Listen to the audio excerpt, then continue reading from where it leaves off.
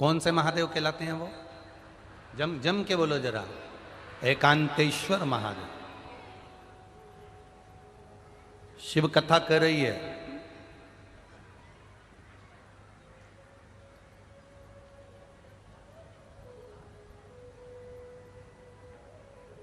ऐसे एकांत का जो शिवलिंग होता है, एकांत में कहीं भगवान शंकर विराजमान होते हैं, वहां कुछ देर बैठेंगे। संगत थोड़ी सी एकांतेश्वर महादेव की अगर मिल गई तो वो फल देती है। जैसे एक कटोरी चावल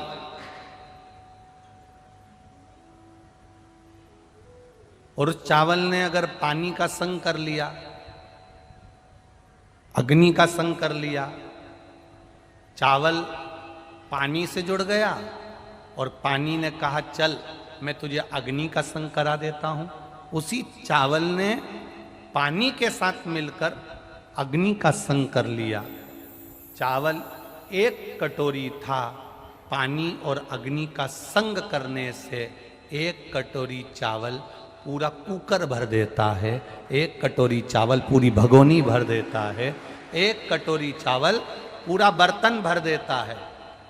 चावल एक कटोरी था पर पानी का संग मिला, अग्नि का संग मिला तो पूरा कुकर भरा गया, पूरा बर्तन भरा गया। उसी तरह एकांतेश्वर महादेव का जब संग इस संसारिक मनुष्य को प्राप्त होता है तो वो भी खाली झोली भर ही देता है। वो एकांतेश्वर महादेव है।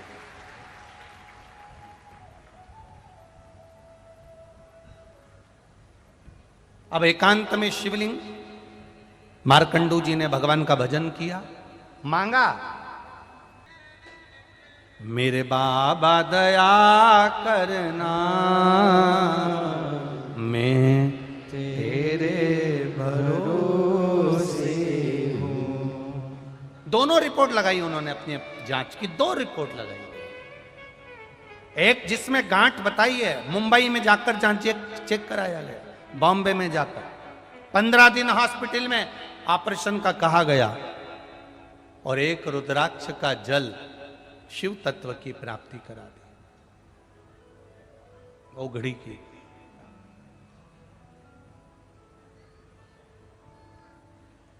शिव कथा कह रही है, विश्वास के साथ मांगा गया, विश्वास के साथ किया गया भजन खाली नहीं जाए।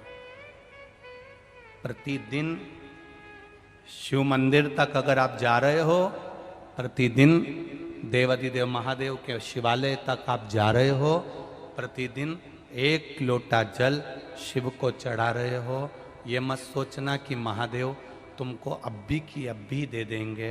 हो सकता है फाइल थोड़ी सी मोटी हो तो काटने में समय लग रहा होगा, पर खाली नहीं रखेगा, झोली भरकर जरूर भेजेगा, ये निश्चित है,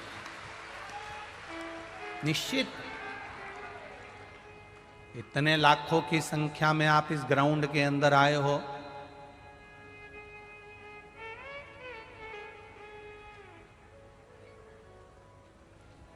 दिनेश जी साहू छुरिया वाले, उनसे बात हो रही थी तो कह रहे थे विनोद सिंह जी ने बहुत मेहनत करी है, गुरुजी पांडे जी ने और विनोद जी ने बहुत पंडाल की व्यवस्था करी गई है।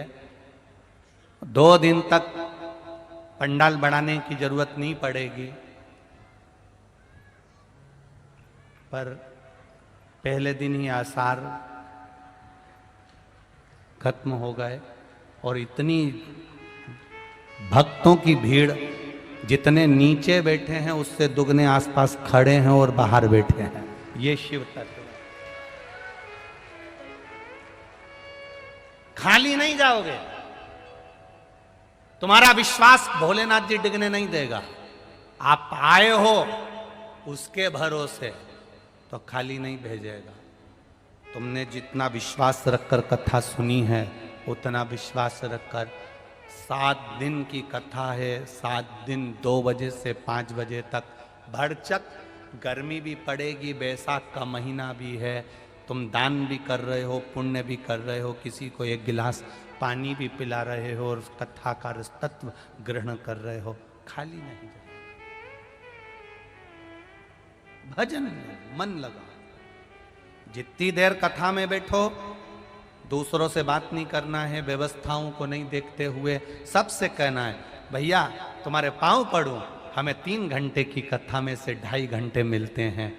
आधा घंटा तो आशीष भैया ले लेते हैं, 2.5 घंटा मिलता है, उसको हमें सुनने दो। 2.5 घंटे की कथा के लिए सवेरे 6 बजे से जगह संभाल कर बैठते हो, तब जाकर यह कथा प्राप्त होती है। सहजता नहीं है।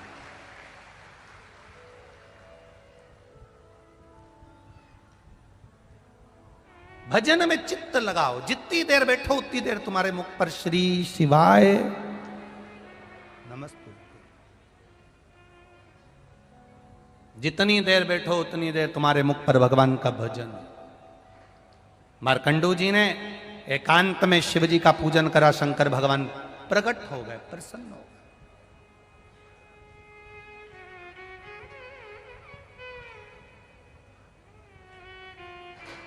हमसे लोग कहते हैं कुबेरेश्वर धाम की इतनी महत्वता क्यों है, वहां तो अभी शंकर जी भी नहीं, कंकर शंकर है। हम उनसे कहते हैं वो एकांतेश्वर भी है। अगर वो कुबेरेश्वर है तो एकांतेश्वर भी है। सीहोर में 108 शिवालय होंगे, पर सीहोर से 10 किलोमीटर की दूरी पर जहाँ जंगल था, आज भले लोगों ने मत दुकान सब बना लिया, पर वो जंगल था, उस जंगल में वो अकेला बैठता था, कंकर शंकर के रूप में बैठता था करने के लिए।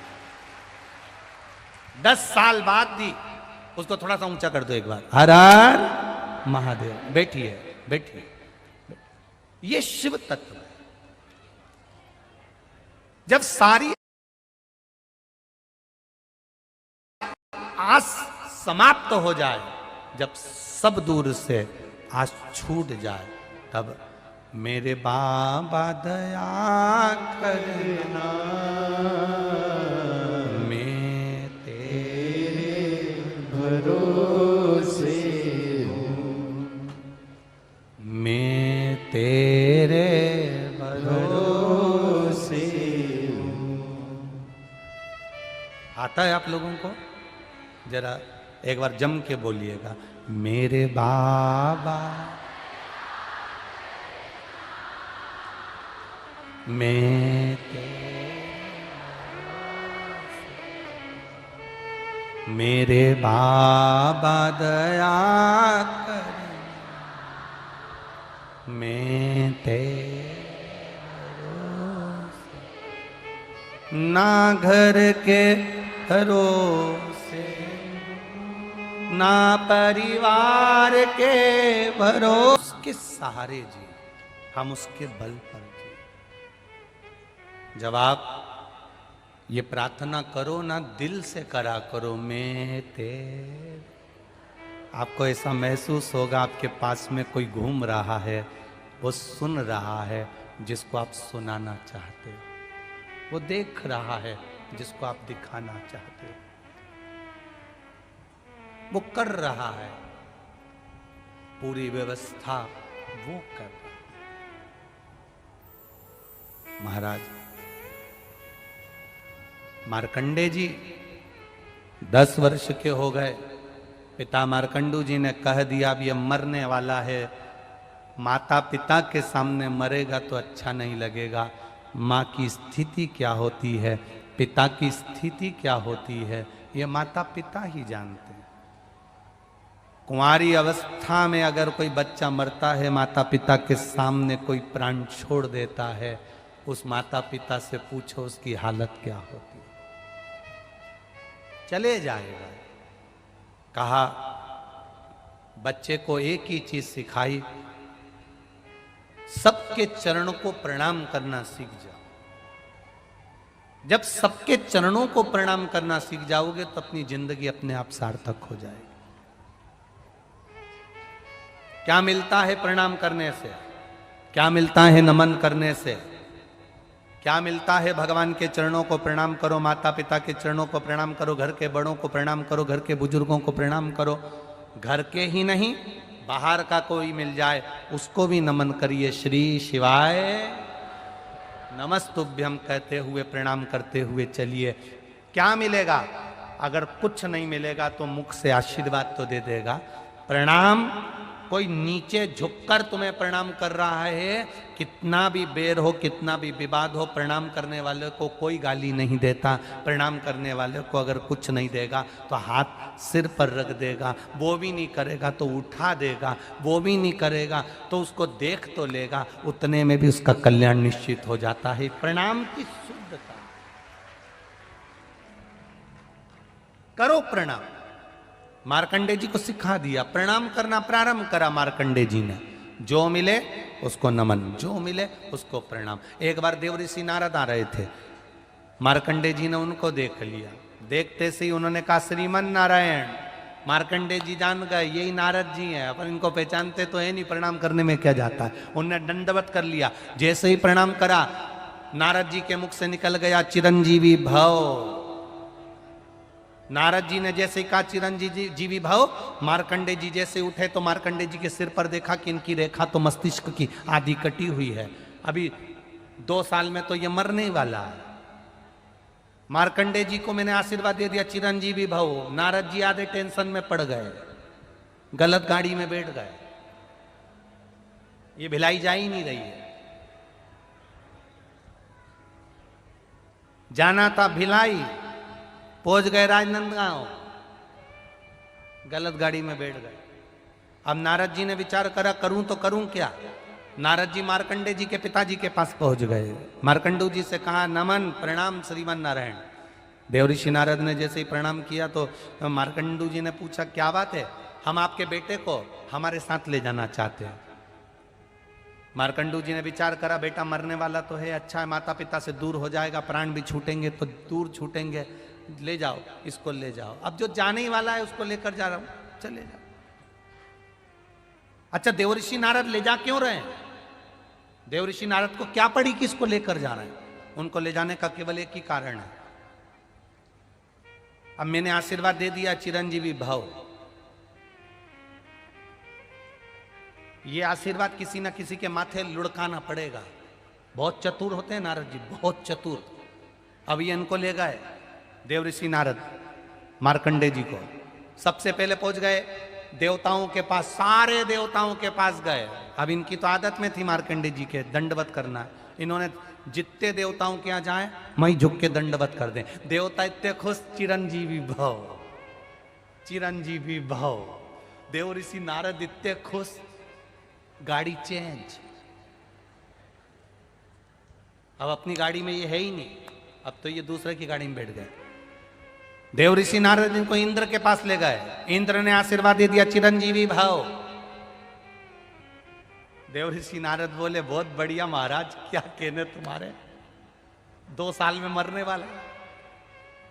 इंद्र ने नारद जी के चरण पकड़ लिए, तुम्हारे पांव पड़ूं, आशीर्वाद मेरा गड़बड़ हो गया, कुछ मेरे ऊपर कृपा कर दो। देवऋषि नारद बोले हम भी ऐसे ही फंसे थे जैसे तुम फंसे, अब तुम जानो। देवऋषि नारद ने जैसे कहा तो इंद्र मार्कंडे जी को पकड़कर ब्रह्मा जी के पास ले गए। ब्रह्मा जी के चरणों में जैसे ही मार्कंडे जी ने दंडवत करी तो ब्रह्मा जी ने आशीर्वाद दे दिया चिरंजीवी भव। इंद्र बोले अब हम जा रहे हैं। ब्रह्मा जी ने पूछा क्यों? ये बच्चा 2 साल में मरने वाला है, हम गलत गाड़ी में बैठ गए थे, अब तुम निपटो। अब ब्रह्मा जी चिंता में पड़ गए, हम ही ने तो भाग्य लिखा है इसका कि ये 12 साल में मर जाएगा, केवल 2 साल बचे थे, अब तो 1.5 बचे घूमते फिरते यहां आया।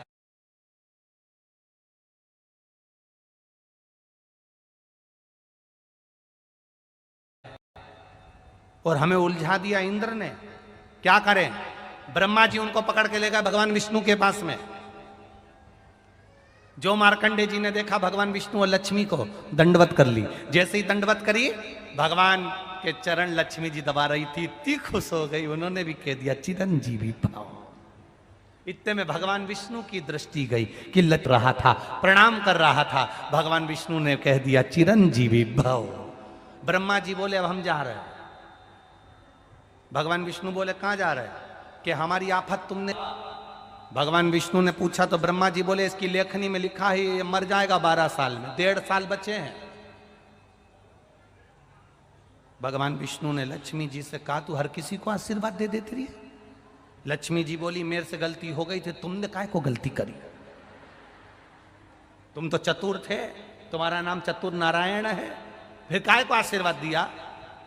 भगवान विष्णु ने मन में सोचा अब क्या करे। भगवान विष्णु बोले सारे देवताओं के लिखे को पलटने वाला तो केवल एक ही है और वो देव अधिदेव महादेव है। भगवान विष्णु ने मार्कंडे जी का हाथ पकड़ा, जंगल में ले जाकर बिठा दिया। जंगल में ले जाकर बिठाकर कहा कि यहां पर एक शिवलिंग लेकर स्थापना कर ले, पूजन करना प्रारंभ कर दे। एक बड़ा सा पत्थर उठाकर लेकर आ गए शिवलिंग की आकृति का और रख लिया और उसकी आराधना करना प्रारंभ करी। जल चढ़ाए, बेलपत्री चढ़ाए, पत्ती चढ़ाए, फूल चढ़ाए। भगवान विष्णु चले गए, अकेला शिवलिंग और अकेला मार्कंडे पूजन में ऐसा लीन हो गए, एकांतेश्वर महादेव की भक्ति में ऐसे लीन हो गए, ऐसे लीन हो गए। बार बार भगवान विष्णु लक्ष्मी जी को भेजते, देख के आ महादेव आए कि नहीं आए, क्या भी नहीं आए, नहीं आए। मरने में केवल 2 दिन बाकी थे। यमराज ने अपनी सेना तैयार करी, मरने में 2 दिन बाकी थे। 2 दिन पूरे हो चले, 2 घंटे बाकी थे, 2 घंटे पूरे हो चले, 2 मिनट बाकी थे, 2 मिनट पूरे हो चले और शंकर भगवान का शिवलिंग मार्कंडे जी पकड़े थे। 2 सेकंड में यमदूत नीचे आ रहे थे यमराज के साथ। इतनी देर में महादेव प्रकट होकर कहते हैं मेरा बच्चा कहीं नहीं जा सकता। महादेव वहां प्रकट।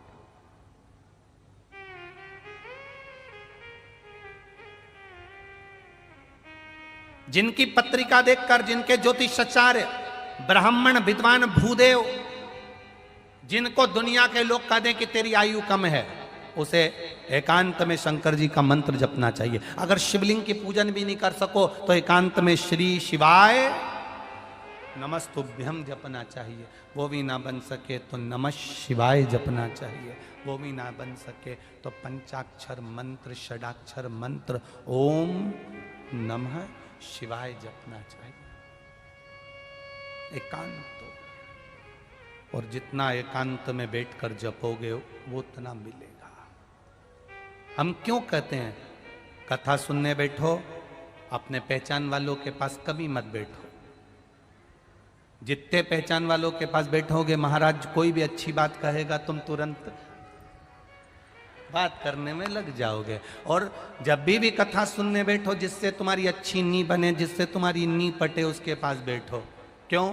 कोई भी अच्छी बात आएगी ना, जरा सा भी तेरा पांव उसके ऊपर रखा है सदेगी न धर के, दूसरी बार तुम खुद फिर धीरे से अच्छे से बैठ जाओगे एकदम शांत। तुम्हें मालूम है ये बाजू में बैठी इससे अपनी अच्छी बनती नहीं।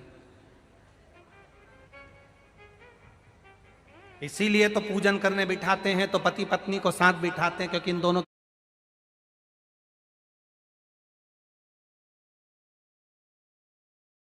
की कभी आपस में बनती नहीं। ये सही बैठेगी तो ये तो इसने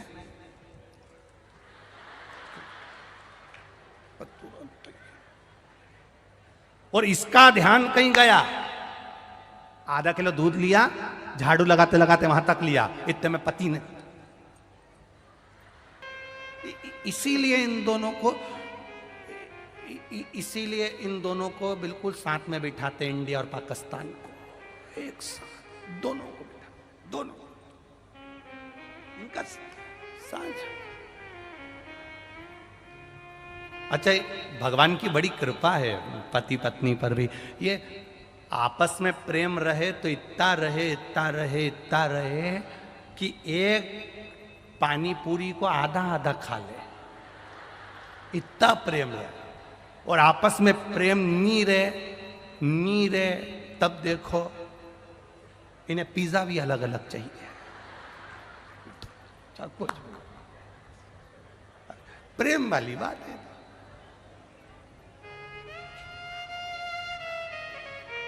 केवल भगवान विष्णु ने मार्कंडे जी को मार्ग बताया था कि एकांत में जाकर भगवान का भजन करना। ये शिव महापुराण की कथा जो भिलाई में हो रही है और आप लोग आस्था चैनल पर सुन रहे हो 2 बजे से 5 बजे तक, सबको सूचना कर दो कि एकांत में पूजन करने का क्या फल होता है। मालूम पड़ना चाहिए कि भगवान विष्णु ने मार्ग बताया था मार्कंडे जी को, तो मार्कंडे जी उस मार्ग पर चले तो उनकी उम्र बढ़ गई। जो शिव महापुराण के बताए हुए मार्ग पर चलता है उसकी भी जिंदगी सफल हो जाती है। ये शिव, इसको शिव तत्व। देवराज नाम का ब्राह्मण, जो देवराज नाम का ब्राह्मण है,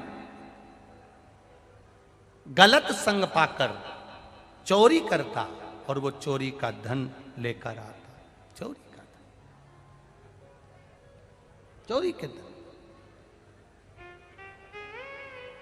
मेरा कार्यकर्ताओं से निवेदन है, जितने भी कार्यकर्ता बाउंसर या आयोजक समिति के जितने भी सदस्य रहते हैं, उनसे एक निवेदन आज पहले दिन ही हम कर रहे हैं कि भक्त लोग कथा सुनने के लिए नीचे बैठे रहते हैं और आप लोग रास्ते में खड़े रहते हो। ऐसे कई लोग हैं जिनको दर्शन नहीं हो पाता। आप लोगों से केवल इतना सा निवेदन रहेगा, जैसे जहां भी कोई कार्यकर्ता, जब जरूरत पड़े आप तुरंत खड़े हो जाया करो, मना नहीं है। पर और एक चीज हमने यहाँ पर देखी, कई जगह पंडालों में पुलिस अंदर खड़ी रहती है, परंतु हमने यहाँ की व्यवस्था, आदरणीय एसपी महोदय और कलेक्टर महोदय को धन्यवाद देंगे, जो पुलिस भी एक साइड खड़े होकर व्यवस्था संभाल। पीछे वालों को तकलीफ नहीं होगी तो ये कुछ भी नहीं बोलेंगे, आराम से कथा का रसतत्व ग्रहण करेंगे। हमारा कैमरे वालों से भी निवेदन है, जब तक तुम्हारा कैमरा चले तुम चलाओ, मना नहीं, पर बीच बीच में इनको आकर कोई फालतू के लोग तकलीफ ना दें, जिससे किसी भी श्रोता भाई बहन को कोई कष्ट ना हो। एक अकेला व्यक्ति खड़ा होता है, उसके पीछे 10 लोग बैठे रहते हैं, उनको दर्शन नहीं हो पाता, तकलीफ होती है, उनको कष्ट होता है। आप कथा में आए हो, आराम से व्यवस्था करें। और मुझे विश्वास है इस व्यासपीठ की बात को विनोद सिंह जी और आदरणीय पांडे जी इस बात को स्वीकार करेंगे और कार्यकर्ताओं से निवेदन करेंगे। कितनी प्रभु की कृपा है। मैं भिलाई के दुर्ग के एसपी महोदय को भी बहुत बहुत धन्यवाद देना चाहूँगा, जो उन्होंने इस कार्यक्रम के पहले कई चोरों ने अपनी अपनी व्यवस्था जुटा कर रखी थी। जैसे पानी बेचने वाले पानी की व्यवस्था रखते हैं, कुरकुरा बेचने वाला कुरकुरा की व्यवस्था रखता है। चोरों ने अपनी व्यवस्था करके रखी थी कि अपन को कितनी चोरी करना है, पर यहाँ के एसपी महोदय और पुलिस प्रशासन ने जो चोरों के ग्रुप को पकड़ा, उसके लिए धन्यवाद देता हूँ। संपूर्ण पुलिस प्रशासन को और छत्तीसगढ़ प्रदेश की इस पुलिस व्यवस्था को मैं साधुवाद देना चाहूंगा। बहुत बहुत साधुवाद है आपको, बहुत बहुत साधुवाद। एक बार जोरदार ताली बजा, बहुत साधुवाद। ये शिव तत्व है। देवराज अपने प्राणों को त्याग दिया, बिंदुक प्रेत योनि में पड़ गया। चंचुला देवी ने शिव तत्व को जाना और शिव महापुराण की कथा करवाई। भगवान ईश्वर जी गोरा जी का स्वरूप धारण कर कर भगवान देवाधिदेव महादेव पधार रहे हैं। जोरदार ताली बजाएं ईश्वर जी और गोरा जी को। यजमान विनोद सिंह जी और आदरणीय पांडे जी, श्री प्रेम प्रकाश जी पांडे जी आकर और विनोद सिंह जी आकर ईश्वर जी और गोरा जी का पूजन करेंगे। आरती का क्रम यहाँ होगा। आशीष जी थोड़ी सूचना देंगे। सभी लोग